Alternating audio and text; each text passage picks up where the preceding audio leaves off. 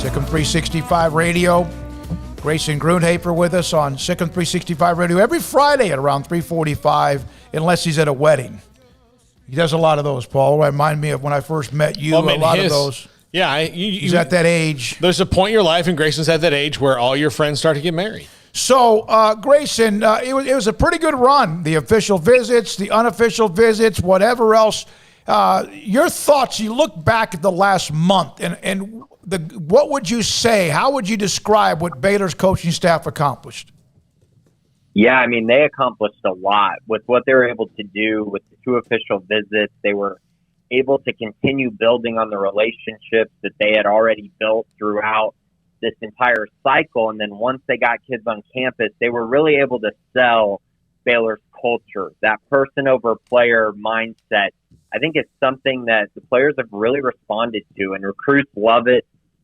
They love what Dave Aranda has brought to the table from a recruiting side of things. So I think you're clearly seeing a vision that this staff has on the recruiting side of things as far as kind of their plans for the future and how they're going to build classes out and how they're going to hopefully get a top 25 class at some point. So I think we got to see that. I think we also saw, just kind of some of the forward thinking, I think, is another area I need to talk about a little bit. And the reason I bring that up is because Isaiah Crawford committed in the 2023 class to give them their first commit in that class.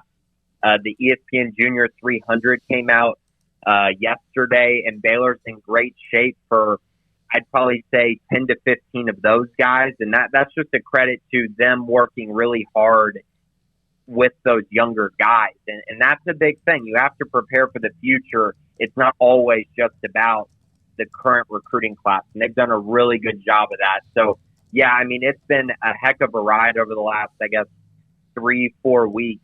And this staff, it seems like they're just going to continue to move forward and continue to build really good things. And, of course, the huge commitment over July 4th weekend when Hal Presley, the Auburn transfer, decided to transfer to Baylor after just 2 weeks at Auburn. So another big pickup there at a position of need. Baylor really needs some big wide receivers on the outside who can go win one-on-one matchups and go get the ball over the top of the defensive back. And Hal Presley can do that. And he was a guy who they had huge hopes for in the 2021 class. And obviously he ended up going to Auburn, regretted it. Now he's going to be at Baylor. And I think that's a huge addition as well. So, Grayson, I asked you yesterday about Dare Rosenthal, and your estimation is that the Baylor staff didn't really get as far down the road with him eventually, and that's why you went to Kentucky. My estimation is that Baylor did not officially offer Dare Rosenthal. I obviously, Colt and I are still trying to figure out everything that went into that. Obviously, recruiting can be a weird situation sometimes, and so for some people that think Dare Rosenthal is a no-brainer pickup, well, that's very true from the football side of things. But you also have to remember, you're trying to build a culture. And, if guys don't fit that culture, then maybe they're not worth it at times. And obviously he left LSU under kind of weird circumstances. And I think at the end of the day, things just weren't cleared up enough or quickly enough for Baylor to really make the push that they needed to in order to land him. So he ends up at Kentucky, which was the program that I believe was the first to offer him when he entered the portal. They've done a good job with offensive linemen, so I think that appealed to Dare as well. But yeah, at the end of the day, I think this is one of those situations where I still stand by the fact that I think if Baylor had made a really strong push for him, I think he would have ended up being a Bear. I think that should tell you kind of where the staff's mindset was at in this particular situation. Grayson, Baylor voted 8th in the Big 12 preseason poll. Is that about where you view them, or do you see it differently? I do see it differently, to be honest. And the main reason I see it differently is because of the schedule that they have in front of them. I think Baylor has a very favorable schedule. I think things line up for them really, really well compared to some of the other teams in the conference. So I think in my preseason poll, I think I have them at 6. But, I understand why some people have them at 8. I do believe Kansas State is probably getting a little too much attention, in my opinion. I think that Baylor will probably be better than them again this year, as they beat them last year, even though the season went, they weren't better than them. But I think Baylor's got a good shot at being better than them. And I also think they're going to be right in the thick of things with teams like West Virginia, TCU, Oklahoma State, Texas. I think there's really just a big glob in the Big 12 that I think is going to kind of they're just going to eat each other alive, which they do every single year. But I think Baylor could come out in a pretty favorable spot just because of the way the schedule sets up compared to some of the other programs. Grayson, I saw Jayden Gibson, the wide receiver from, I think, Winter Haven, Florida, who's obviously an elite player, an Under Armour All-American type player. And I saw the list, and there's Florida, Miami, Florida State, Tennessee, South Carolina, Georgia, Auburn, and then there's the Baylor logo.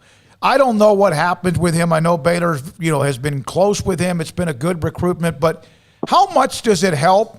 I'm not into perception much, but how much does it help when they're in the middle of that mix?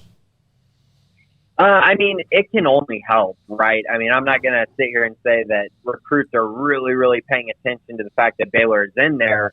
But I do think, especially in the state of Florida, it's probably a bigger deal to see the Baylor logo, to see Baylor actually making an attempt to land guys in Florida. We saw Matt Rule and specifically Evan Cooper do a great job in that Florida area at times.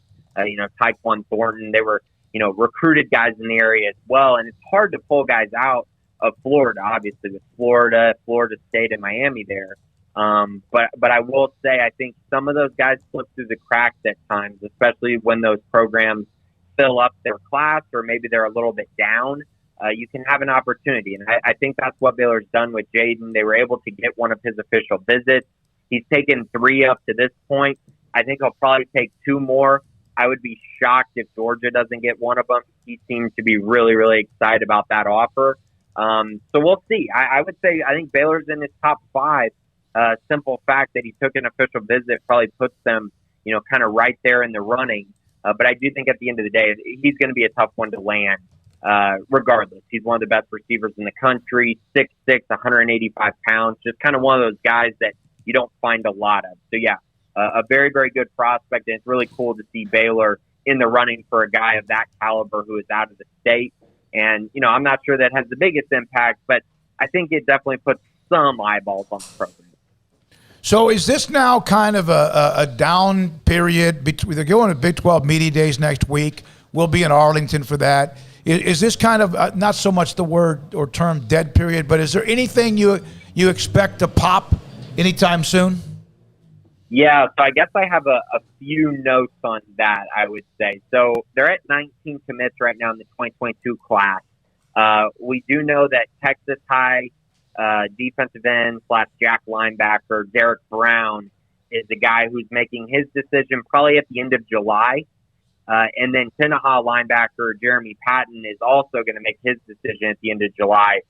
So, yeah, there's a little bit of time in between there before they make a decision, but those are 2 4-star guys who Baylor is absolutely in the thick of things for. There's been a lot of speculation that they're going to go to the same school. I can't really confirm that, but I do know that they are both looking pretty hard at Texas and Baylor. Patton has a few others on his list as well. So that's going to be absolutely squarely on the staff's mind, and I think on everyone's mind is what decision are those 2 guys going to make. So that's a little bit down the road, but I would say in the near future, there are 2 things to keep an eye on. Baylor currently does still have a spot open. And the reason I say that is because, yes, they had a spot for Dare Rosenthal if, he decided to end up at Baylor and if they decided to recruit him hard. They had a spot for him. And so what I mean by that is there's an opportunity here in the next month where they could still possibly land someone from the transfer portal. I've kind of been beating the drum that they're going to take a tackle. Haven't been able to really find one. And so we'll see if someone else enters the portal that they go after to try to land and shore up the offensive line a little bit. And then the second storyline is Lake High School out of Mississippi. Calvin Jenkins, the big defensive lineman, he took his official visit to Baylor on the 25th. He recently decommitted from Southern Mississippi, which is the school that he chose over Baylor initially when he committed. took his official, decided to decommit 2 weeks later, and now he's a free man. He's going around looking at different places, unofficial visits potentially coming up. But I would say I think Baylor's in great shape for him, and I could see him making a decision possibly relatively soon. I think that Baylor's in a great spot with him. Last thing, Grayson, there are some players as Baylor gets higher level type commits or in the mix with some of them, but there's a lot of drama queens, and there's some that sure do like to kind of just push the envelope a little bit. How is this staff with players like that? I think we're seeing kind of where they're at with things that potentially happen off the field, but drama queens, things like that, I would say that this staff is going to do their due diligence.